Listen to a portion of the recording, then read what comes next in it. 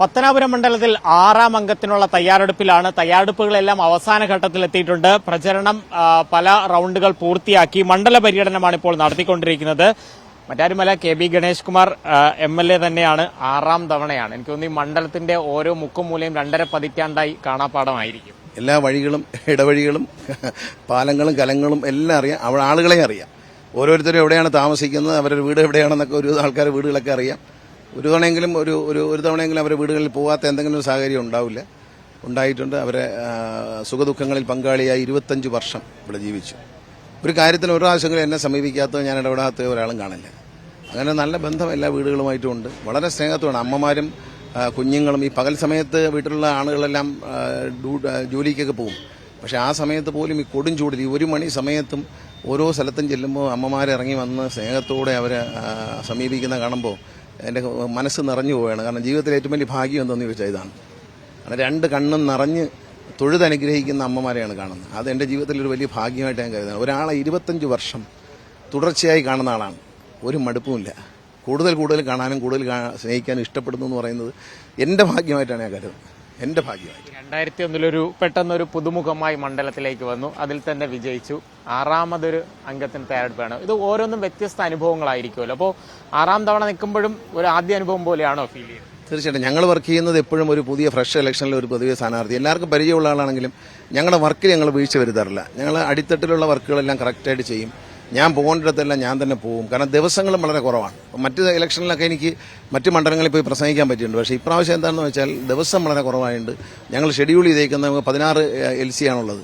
അപ്പോൾ അത് ഞങ്ങൾ ഈ 16 LCയും വിഭജിച്ചാണ് ചെയ്യുന്നത്. ഇപ്പോൾ ഞങ്ങൾ 3-4 പഞ്ചായത്ത് കവർ ചെയ്ത് കഴിഞ്ഞു. ഇനി 4 പഞ്ചായത്തും കൂടെ ഉണ്ട്. അപ്പം മലയോര മേഖലയൊക്കെ കവർ ചെയ്തു ആദ്യം. അത് ഒരുപാട് സമയം എടുക്കുന്നതാണ്. അതെല്ലാം കവർ ചെയ്ത് വന്നു. കാരണം ഇത് ഡിസ്റ്റൻ്റാണ്. ഓരോ സ്ഥലത്തും ഡിസ്റ്റൻസ് ഉണ്ട് ഒരുപാട്.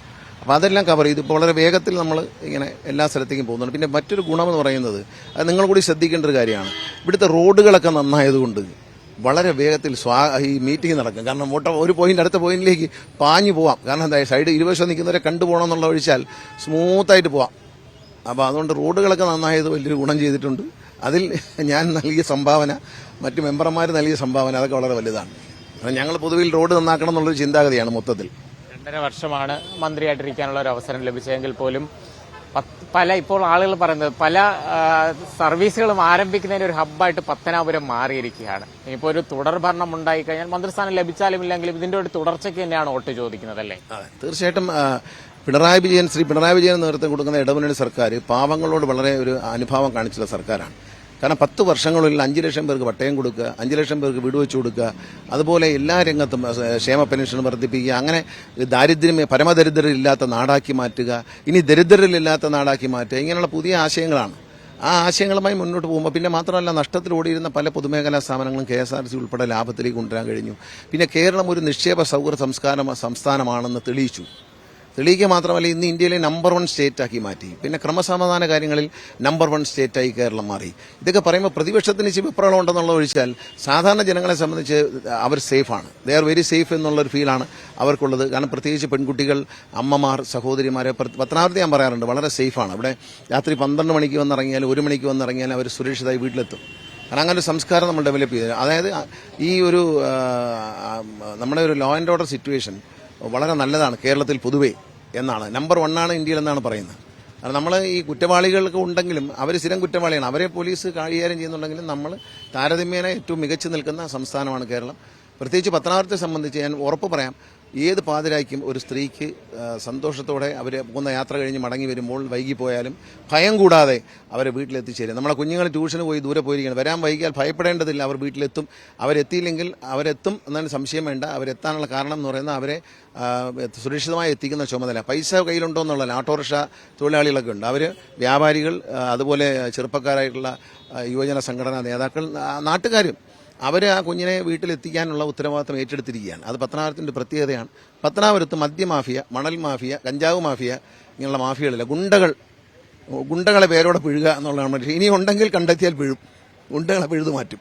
മറ്റൊരു കാര്യം, പ്രചരണത്തിന്റെ വശത്തേക്ക് വന്നു കഴിഞ്ഞാൽ ഇപ്പോൾ എതിർ സ്ഥാനാർത്ഥിയുമായി ബന്ധപ്പെട്ട് 2 പ്രചരണ വാഹനങ്ങൾ പിടിച്ചെടുക്കുന്ന ഒരു സാഹചര്യം ഉൾപ്പെടെ ഉണ്ട്. എനിക്ക് തോന്നുന്നു ഇത്രത്തോളം വ്യക്തിപരമായ ഒരു പലതരത്തിലുള്ള ആരോപണങ്ങൾ നേരിടേണ്ട ഒരു തെരഞ്ഞെടുപ്പ് ഇതിനു മുൻപ് ഉണ്ടായിട്ടില്ല എന്ന് തോന്നുന്നു. എല്ലാ തെരഞ്ഞെടുപ്പിലും ഇതുണ്ട്. കഴിഞ്ഞ പ്രാവശ്യം കോവിഡ് ആയതുകൊണ്ട് മാത്രം വെറുതെ വിട്ടതാണ്. അല്ലെങ്കിൽ ഈ തെരഞ്ഞെടുപ്പ് ഞാൻ അത്ഭുതപ്പെട്ടു പോകുന്നത്, ഞാൻ 5 വർഷം MLA ആണ്, 2.5 വർഷത്തോളം മന്ത്രിയാണ്. ഞാൻ തെറ്റ് ചെയ്തതായിട്ട് ആരും പറഞ്ഞിട്ടില്ല. എന്നെക്കുറിച്ചൊരു ആരോപണമില്ല, അഴിമതി ആരോപണമില്ല, മന്ത്രി അഹങ്കാരിയാണെന്ന് പറഞ്ഞില്ല, ക്രമക്കേടുകാരനാണെന്ന് പറഞ്ഞില്ല, ഒന്നും പറഞ്ഞില്ല. പക്ഷേ ഇപ്പോൾ ഈ തെരഞ്ഞെടുപ്പ് എടുത്തപ്പോൾ ഒരു 10-15 ദിവസത്തിനുള്ളിൽ തിളച്ചു പൊങ്ങിയ ചില കാര്യങ്ങളാണ്. അത് മനഃപൂർവ്വം ചെയ്യുന്ന, ഇത് പ്ലാൻഡാണ്. ഇത് പ്ലാൻ ചെയ്ത് വെച്ച് 6 മാസം മുമ്പേ പ്ലാൻ ചെയ്തെന്ന് ഇവിടുത്തെ മാധ്യമ പ്രവർത്തകർ പറഞ്ഞു. 6 മാസം മുമ്പേ എനിക്കെതിരെ ചില പദ്ധതികൾ പ്ലാൻ ചെയ്യുന്നുണ്ട്. അത് ക്രുക്കഡ് മൈൻഡഡ് ആയിട്ടുള്ള ആളുകളാണ് UDF-ന് പ്ലാൻ ചെയ്യുന്നത്. പത്തനാപുരത്തെ പല നേതാക്കളെ എനിക്കറിയാം. അവർ നിഷ്കളങ്കരാണ്, അവർ ക്രുക്കഡൊന്നും അല്ല. വേറെ ചില ആളുകൾ വെളിയിൽ നിന്ന് വന്നൊരു ക്രുക്കഡ് പ്ലാനിങ്, ഒരു കുരുക്ക് ബുദ്ധി പ്രയോഗിക്കുന്ന ഒരു രീതിയാണ്. ആ കുരുക്ക് ബുദ്ധി പത്തനാപുരത്തിന് വേണ്ട എന്നുള്ളതാണ്. പത്തനാപുരത്ത് 25 കൊല്ലമായിട്ട് നിഷ്കളങ്കനായ ഒരുത്തനാണ് MLA ആയിരിക്കുന്നത്. ഉള്ളത് മുഖത്ത് നോക്കി പറയും, ചിരിക്കും, കളിക്കും, കരഞ്ഞാൽ കൂടെ കരയും, ചിരിച്ചാൽ കൂടെ ചിരിക്കും, പൊട്ടിച്ചിരിക്കും. അങ്ങനെയുള്ള ഒരു നിഷ്കളങ്കനായ ഒരുത്തനാണ് ഇവിടെ MLA ആയിട്ടിരിക്കുന്നത്. അതുകൊണ്ട് ഈ കുറുക്കഡ് മൈൻഡ് ഒന്നും ഇനി ഇവിടെ വേണ്ട എന്നുള്ളതാണ്. ഇതൊരു കുറുക്കഡ് മൈൻഡിന്റെ ഭാഗമാണ്. തെരഞ്ഞെടുപ്പ് കമ്മീഷന്റെ നിയമം അനുസരിച്ച് ഇത്തരത്തിൽ അപകീർത്തികരമായി, എതിർ സ്ഥാനാർത്ഥി അപകീർത്തികരമായി റെക്കോർഡ് ചെയ്ത അനൗൺസ്മെന്റാണ്. അല്ലാതെ വായി തോന്നിയത് ഒരുത്തന്നെ ഇരുന്ന് പറഞ്ഞതല്ല. അവ പർപ്പസ്ഫുള്ളി സ്റ്റുഡിയോ വാടകയ്ക്ക് എടുത്ത് റെക്കോർഡ് ചെയ്ത് അവിടുന്ന് സാധനം കൊണ്ടുവന്ന് എല്ലാ വണ്ടിയിലും കൊടുത്ത് പ്രചരിപ്പിക്കുന്ന വണ്ടി 2 പിടിച്ചെടുത്തിട്ടുണ്ട്. തെരഞ്ഞെടുപ്പ് കമ്മീഷനോട് നമ്മുടെ പരാതി ഈ സ്ഥാനാർത്ഥിയെ ഡിസ്ക്വാളിഫൈ ചെയ്യണമെന്നാണ്. തെരഞ്ഞെടുപ്പ് ചട്ടമനുസരിച്ച്, തെരഞ്ഞെടുപ്പ് നിയമം അനുസരിച്ച് ഇത്തരം എതിർ സ്ഥാനാർത്ഥി പറ്റി മ്ലേച്ഛമായ ഭാഷയിൽ സ്ഥാനാർത്ഥി തന്നെ സംസാരിക്കുക. അങ്ങനെ ചരിത്രത്തിലില്ല. സ്ഥാനാർത്ഥി തന്നെ സംസാരിക്കാൻ വളരെ മ്ലേച്ഛമായിട്ട്. പിന്നെ മ്ലേച്ഛമായ അനൗൺസ്മെന്റുകൾ, കാട്ടാൽ അറയ്ക്കുന്ന അനൗൺസ്മെന്റുകൾ. ഈ നാട്ടിൽ ഒരു കാര്യമാണ്, മര്യാദയില്ലാത്ത UDF-കാർ ആലോചിക്കേണ്ടത്. ഈ ബസ് സ്റ്റോപ്പുകളിലും ഈ കടയുടെ വരാതെ ബസ് കയറാനൊക്കെ പാവപ്പെട്ട കുഞ്ഞുങ്ങൾ നിൽപ്പുണ്ട്, പ്രായപൂർത്തിയായ പെൺകുട്ടികൾ നിൽപ്പുണ്ട്, അമ്മമാർ നിൽപ്പുണ്ട്, സൗകര്യമാരുണ്ട്. അവരെ പോലും മാനിക്കാതെ, അവരെ ഒന്നും മാനിക്കുന്നില്ല. നമ്മളതെങ്കിലും ഒന്ന് കൺസിഡർ. നമ്മൾ അനാവശ്യം വിളിച്ച് പറയുമ്പം കേൾക്കുന്ന കൂട്ടത്തിൽ അമ്മമാരുണ്ട്, പിന്നെ കൊച്ചു മക്കളുണ്ട്, എന്റെ മോണ പ്രായമുള്ള കുഞ്ഞുണ്ട്. മക്കളെ ടാറ്റ, മക്കളെ ടാറ്റ പൊന്നുനെ കേട്ടോ. അപ്പൊ അങ്ങനെ നാട്ടുകാരോടൊരു മര്യാദയില്ല. എന്നോട് കാണിക്കണ്ട, പക്ഷേ ഈ കേട്ടു നിൽക്കുന്ന സാധാരണക്കാരായ സ്ത്രീകൾ, കുഞ്ഞുങ്ങൾ, പ്രായപൂർത്തിയായ പെൺമക്കൾ, അവരോടൊക്കെ ഒരു മര്യാദ കാണിക്കണ്ടേ?